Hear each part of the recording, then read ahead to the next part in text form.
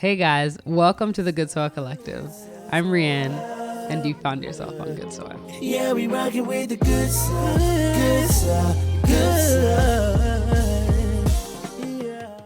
Usually the setup is a little different, and Jada and O'Neill are here, but some things have happened, and I'll tell you why.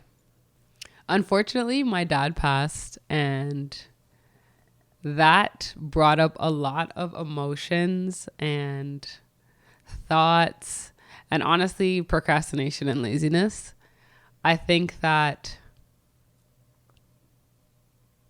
I don't even know what I want to say, to be honest, but I didn't have a good relationship with my dad, and him dying, I think I had expected to feel a certain way about his death, and I didn't. So there was like a period of time when I was figuring out how I was feeling, why I was feeling how I was feeling, and that took away from my ability and capacity to continue what we were doing here at the Good Soil. And luckily my friends are really nice, so I said, y'all, I got a break. And they said, yeah, understandable. Okay, so who was your dad to you? My dad was, you know what? I can say some things about my dad now, which is so weird that he's dead, that I couldn't say before because I didn't know. My dad was a character in his own right. He loved music and he loved cars and motorcycles, and he had an affliction for helping people. Unfortunately, I didn't get to see that side of my dad because growing up, my dad was an alcoholic and we didn't see eye to eye. Growing up, I struggled to come to, I don't want to say come to terms with because that's not the correct word, but more tolerate my dad's actions. And I didn't have the energy or capacity or really desire at the time to try to meet my dad at any point, not halfway, not quarter way. I wasn't trying to meet my dad anywhere because I was so upset with some of the decisions that he had made, which led to where he was before he died. And so I didn't have a relationship with my dad. My dad wasn't really anything to me but the person that I guess participated in giving me life, which is unfortunate now when I look back at it, but that's the reality. Did you grieve? I don't think that grieving in general, not only for myself, but I don't think that grieving has a structured beginning and structured end. So I would say I'm still grieving, but my grief now looks different today than it did more recent to when my dad died. I think I'm even still understanding grief in its full capacity. I was grieving a little bit different than normal people. I don't want to say that. That's not right. I was grieving in a way that I didn't expect myself to grieve, in this sense that when I learned about what grief is and what the word grief is, like you learn that kind of young, but I associated grief with sorrow and sadness.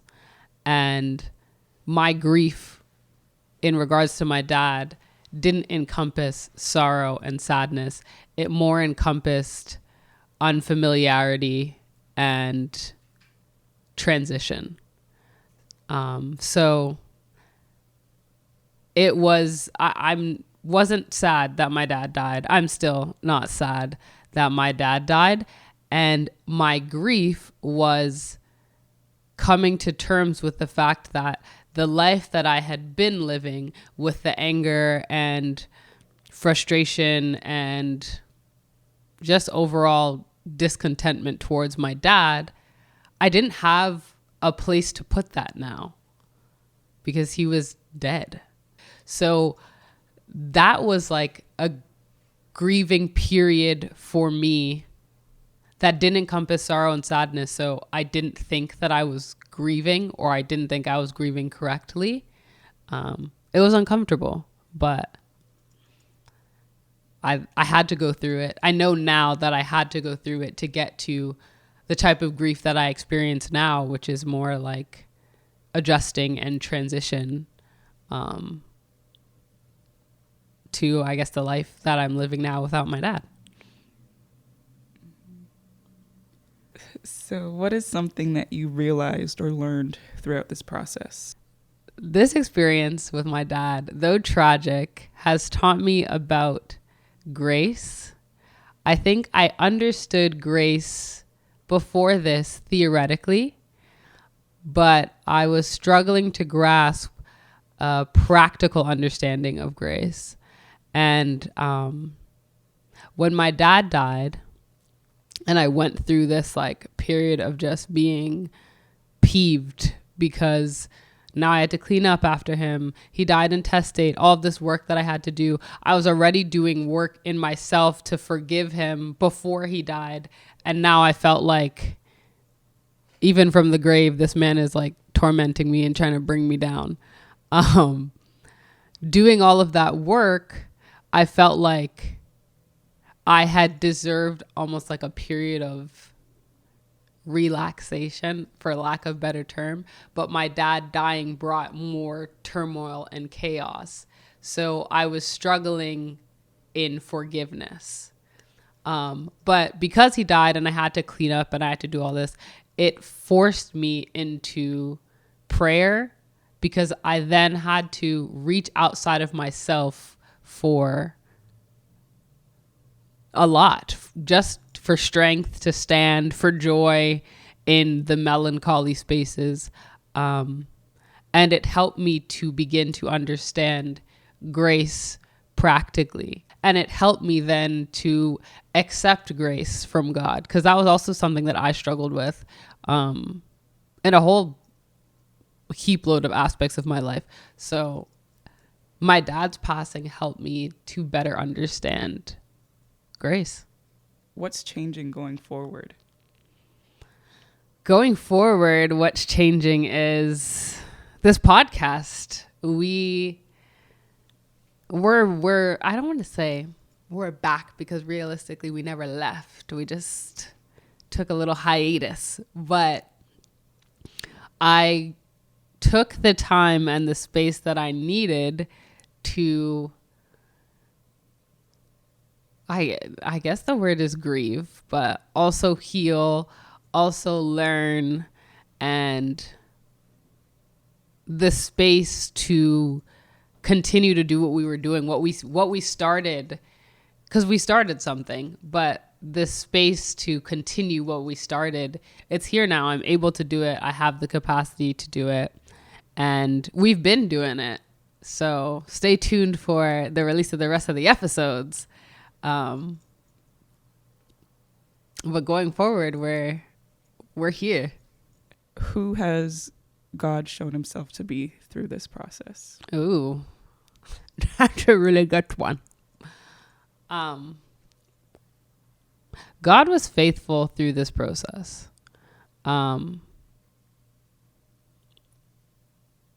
I think it was a little bit hard to see at times, especially in the beginning. But where I am now, I can see where God showed up when I felt like he wasn't there. But it did take time to get there. And it took understanding grace to get there. It took some unraveling to get there. But he was faithful and he was present even when I felt like he wasn't. What was the verse that started Good Soil? The verse exactly, I don't know. I know it is the parable of the sower. It's in Matthew, but it's also in Luke. So I think through the process of self-discovery and everything that happened with grief and my dad dying, it re-solidified why I started the Good Soil, why we started the Good Soil. Originally, the beginning of this podcast was birthed from that verse, the parable of the sower, or I guess that group of verses. I was in a season where I felt like I wasn't good soil, or like I was the third soil, and that everything in life was choking out anything that could have been good, the seed that had been planted. But before my dad dying, I had an understanding that because of Jesus, I was made good soil. So I still could be good soil. The process of my dad dying helped me to understand that the seed that was planted has to take root, but God had to uproot some things that were already there, taking up the space. And he did that. But him doing that put nutrients back into the soil. It put better understanding back into the soil. It put grace back into my soil. So despite everything that happened, and despite the feelings and the procrastination and the hiatus and the anger and the frustration and the everything that came up at that time, I'm learning, and I've learned that I'm still good soil. You can be too. That's it. Beautiful.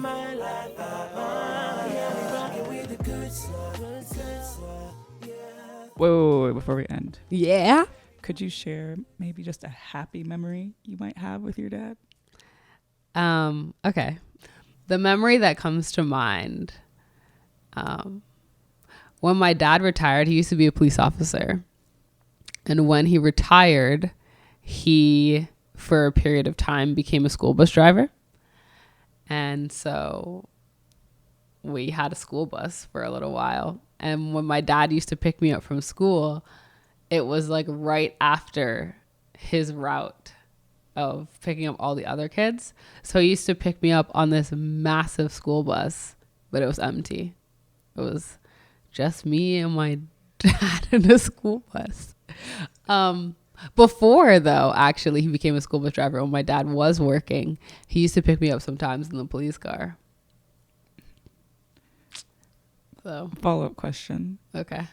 With the school bus, where did you sit in the school bus? Wherever I wanted, because there's nobody else on the bus. So some days I sat at the front, right behind my dad.